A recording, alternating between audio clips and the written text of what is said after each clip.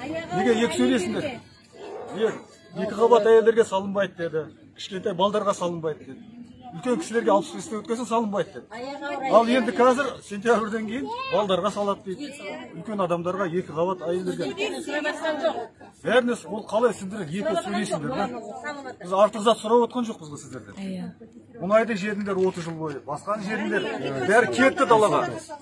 Енді жерді де сатып атырсыңдар, вакцинаны да тұрмасыңдар. Бізге қара жер керек, денсаулық керек. Қара жер, мына қой бақсақта жер керек, мұнайды кетті деп сұрамаймыз оны. 30 жылдан жедіңдер ма, тойдыңдар ма, болды, қойыңдар. Енді жерге тимеңдер, денсаулыққа тимеңдер. Сіз жұмыс жасайсыз? Жұмыс жасамай, мен алмайды да жұмысқа даже. Мен алғанша Қытайды алады ана жақтан. Жерге тимеңдер, денсаулыққа тимеңдер. Мұнайды сендер сұрамаймыз отчетты. Болды, сұрайды. Қызықтарын көрдіңдер ма, үйлеріңізді алдыңыздар ма, кетіңіздер. Қара жер қалсын бізге. 10 жылдан бері жатқан жер қалсын. Денсаулық қалсын. Суретке түсіп тұрғандар ертең осы жерде өледі, осы жерде қалады бұларда. Осы жердің азаматтары, осы қазақтың жігіттері. Бұлар ешқайда кете алмайды, айлықта отырған адамдар. Бәрі осы жердің адамдары. Бізге жер керек, қара жер керек. В общем, Бақыт мырза, сіз деген өз мемлекетімізде тыныш өмір сүргіміз келеді деп отырсыз ғой. Қарапайым өмір сүргіміз келеді. Неге біздің Қазақстанда Қазақстан Республикасының президенті 65 мың шетелдіктерге квота беріліп отыр? Неге өзіміздің қазақ қара домалақ жігіттері тепсе темір үзетін жұмысқа орналастырылмайды? Неге біз өз мемлекетімізде үлес қоса алмаймыз? Бізді деген бұған дейін вакцинаны айтқанда көп мән бермегенміз. Ерікті түрде салынады деген 18 бен 65 жас арасында делінген, созылмалы ауыр адамдарға қозғап тиістірмейді деп айтылған. Соған біз тыныш жүрген адам боламыз. Енді 01 шілдеден бастап бізді баршамызды мәжбүрлеп атқанда біз мал емеспіз. Біздің өзіміздің таңдау құқымыз бар. Қарсымыз ба?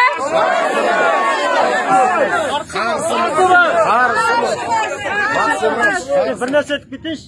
Өткенде мұна КТК екен, қайсы Астанада білмеймін. Біреуінде айтты, мұна қаулы шықпай тұр. Мамин деген мырза, Мамин сізге айтам, сіз көріп отырсаңыз, Мамин мырза сізге айтам.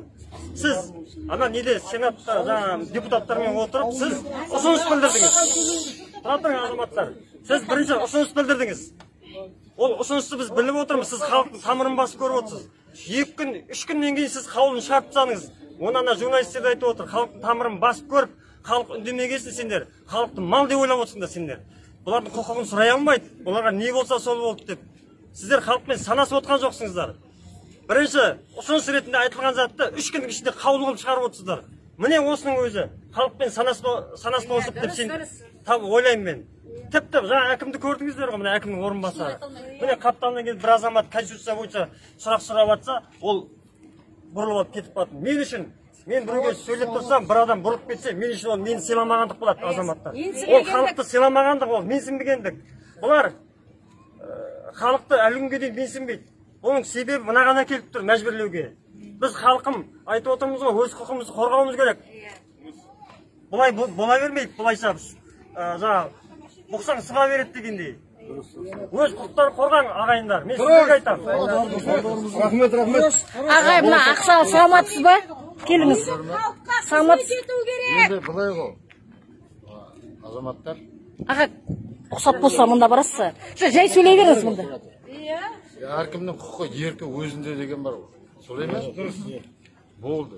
Бірау сөзіңіз тұруыңыз керек. Болды, мен айтарым сол. Әркімнің өзінің еркі. Ол ала ма, ол алмай ма? Мен өлем ба, өлмеймін ба да? Бұл проблема. Солай емес пе? Сол жаққа жауап беретін мен өзім. Сіздерді ертпеймін ғой мен. Сол сияқты мен халыққа айтатым, әркімнің өзінің еркі. Ол баяғыда бірінші айтылған сөзді әркімнің ерікті деп та, алу алмау. Енді биліктен де ата-анадан дүниеге келген адам ғой.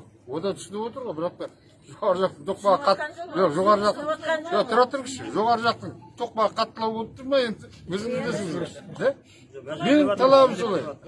Мәжбүрлеуге болмайды, мен азаматтым. Баланы да үйімдегі баланы да мәжбүрлей алмайсың ғой сен. Солай ма? Сол сияқты зат қой мынау да көке.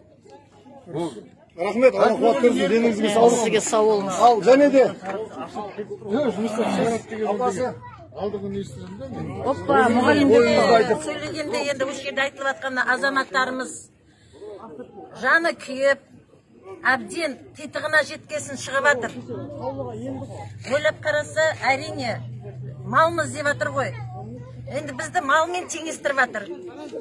Малға керек нәрсесін жасай береді ғой.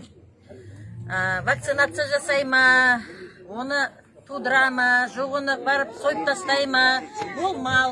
Малды сол үшін ұстаймыз. Адамның өзінің құқығы бар, бірінші Құдай дейміз ғой. Енді бұлар өздері Құдай санап отқан шығар біздің өмірімізді қай жаққа тәлкектеуге.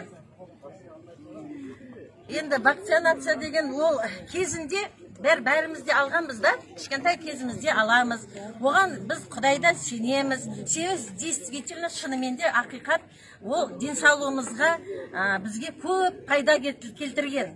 Оспа кетті, туберкулез жоқтың қасы болды, басқа да осындай әртүрлі, полиомиелит бар, басқа түрлі осындай өте қауіпті адамның денсаулығына қиын деген ауру кеселдер. Енді бұған біз деген басында көбі ойланбай деп үндемей алғандар болды. Кейін әртүрлі ақпараттардан келіп бастағанда көзі ашық, шетелден. Олар енді кішкене демократия бар жер ғой, сөйлей алады, айтады. Бүкіл олар өздері зерттеп, келе, біле, түсінді.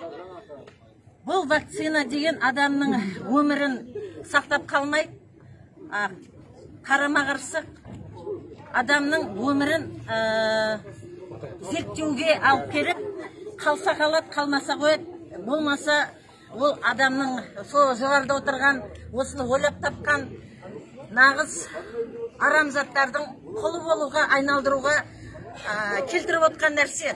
Ол біздің денсаулығымызды ойлап отқан адам жоқ жоғарыда.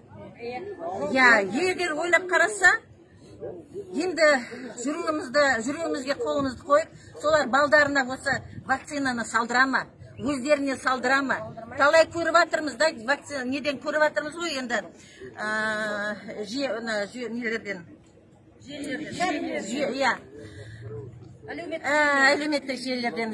Мына вакцина қалай салып отыр? Біреуіне салғанда оның аузынан кіршік салынбаған. Біреу отыр қапталымен беріп, білмеген, жып көрмейді деп, түсінбейді деп. Жеңі әлі тұр, қалай көйлектің сыртынан салып отыр. Ол көзге балшық жағу деген сөз. Енді бұл жерде нағыз шынымен де халқын ойлаған болса, бізге жаны ашыған болса, сұрамай ма? Саған керек па? Сен ауағың келмесе, сен өлігің келмесе, вакцинаға бара ғой деп.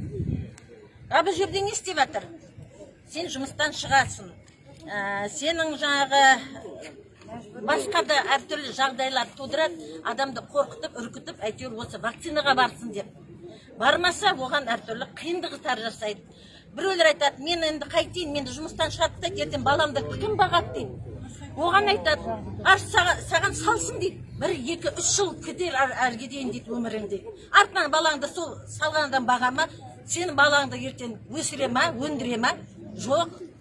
Балаңды интернат болар, детдом болар, кетеді әркімнің қолына, қолжаулық болар. Ол ағайында ала алмайды, сен өз баласына рең бағып отыр. Қазір халықтың, қарапайым халықтың жағдайы өте төмен.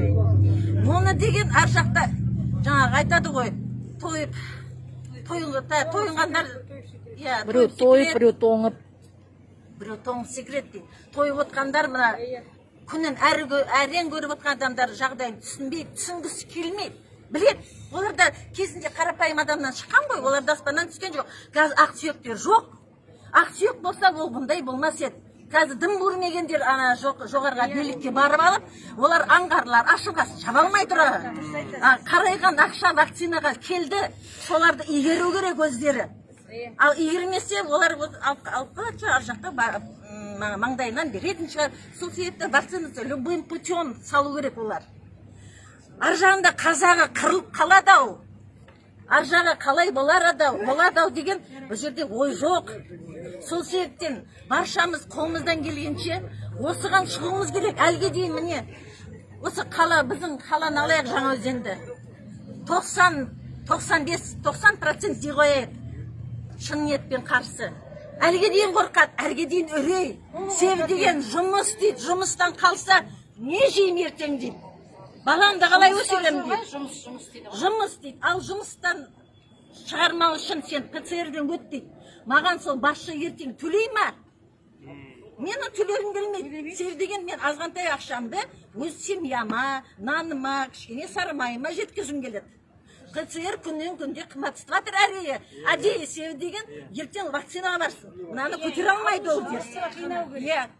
Бізді халықты қинағаннан басқа ештеңе жоқ мына қазіргі үкіметте. Үкімет бізді ойлап жатқан жоқ. Сонда да халық неге өйстіп жатқан түсінбеймін мен әлге дейін. Енді айта берсе сөз көп. Мына енді өздеріңіз бәріңіз WhatsApp келіп жатыр, әртүрлі басқа да хабарлар бар ғой, көріп жатсыңыз ғой. Ішіміз біліп отыр, неге үндемей отқаныңыз білмеймін. Айтпай-ақ қойын, сөйлемей-ақ қойын, тұрған жерде қара болып тұрыңыз деп. Сол үшін неге келмейсіңіз? Өз балдарыңыз үшін, келешегі үшін. Неге сіз қиналмайсыңыз, жандарыңыз неге ауырмайды? Үйде тек кухняда сөйлегеннен басқа дым жоқ бізде. Вакцина қарсымыз деп, неге бір ауыздан шыға алмаймыз? Шығайықша. Қазақ ошақтың астына барып, саясаттан қойып керек азаматтар. Ол енді жеңіл зат қой, ешкім саған жемейді. Құдай біздің жақта. Құдайдан сұрайық енді, әрине, Құдай дейміз, Құдайдан сұрайық. Содан кейін үкімет көзі ашылса ашылмаса білмеймін енді. Не болса да бәріміз бір мына жұмылуымыз керек. Жұмырық болып жұмылсақ енді бізге әлі келмес. Бір-бір деп шықса әрине бәрін бір-бір деп сындыра береді. Қайда бірлігіміз. Сау болыңыз, апай, сау болыңыз.